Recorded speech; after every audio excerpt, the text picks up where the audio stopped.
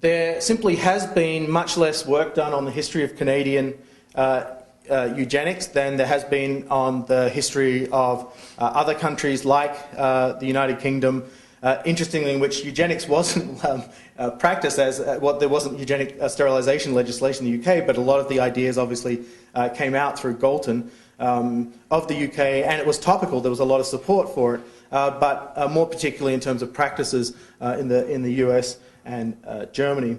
There's also been, and this was what Simo referred to sort of indirectly, there's a book out by Broberg and Roll Hansen that came out in 1996 on Scandinavian eugenics that was itself a result, as I understand it, I might have my facts here wrong as well, of a fairly concerted effort in the 4 Scandinavian countries to try and come to grips and try and do a systematic study of the kind of history across the different countries. So what you get in this book is you get roughly 40 to 60-page essays on each of Finland, Denmark, Norway, and Sweden, and then a bit of framing of that. When this book came out, again, as I understand it, it caused a big media splash in the late 90s, partly because a number of the findings that were reported there were kind of mischaracterized in the press.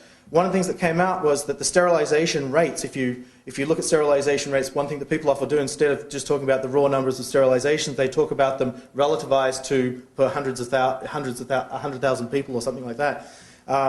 And we know that in Alberta, if you do that, the sterilization rates in Alberta were about the same as California and Virginia, which were the 2 most, sort of heavily sterilizing states in the US throughout the entire history up until 1972, when they repealed the Sexual Sterilization Act of Alberta. When you do those same kind of figures on some rawish looking data that came out of the Scandinavian countries, and this was true across the board, but especially in Sweden, it looked like they won all the prizes here. Okay, the rates were very, very high per 100,000 of population, but it looked as though they, in those figures being reported and it going very public, they'd blended together sort of voluntary and forced sterilization measures. And people, I think, rightly made the argument that in at least certain core of cases, you need to firmly distinguish between those because of the different way in which the welfare state was operating in one half of this as opposed to the other. It doesn't wash away sort of all the problems, it raises more questions, but it meant that I think the initial reactions that I understand sort of this book and associated sorts of events around it brought about they weren't really justified. They were misleading and they led to a kind of hysteria that itself, I think, was perhaps somewhat counterproductive. We might hear from Simo on corrections and adumbrations of that. So we know it was eugenic sterilization was practiced in the province from 28 to 72. It's 43 years. In North American terms, it's a very long time.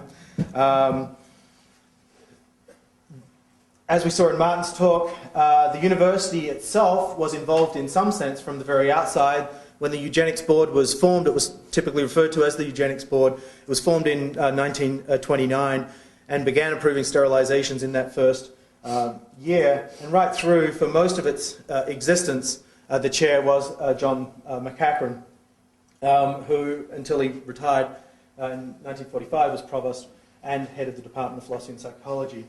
And one thing that this certainly did, if it didn't do anything else, was it led a certain amount of institutional credibility to the eugenics movement and the ideas that it represented. Now, just to give you sort of an idea, this is a fairly well-known quote in the literature that's around.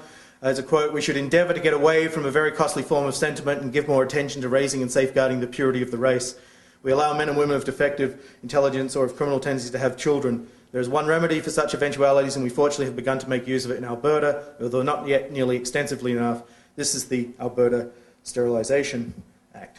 And that's a quote from McCachran in the 1932 address while he was the provost of the university, and he had just been appointed as the chair of this board a few years before.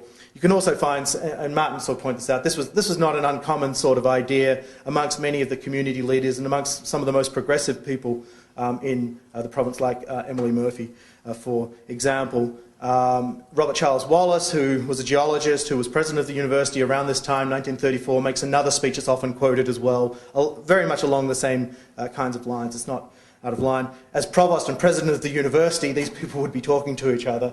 We don't always do this in a big institution, but their offices would have been most likely right next to each other, and their appointments would in some sense be linked.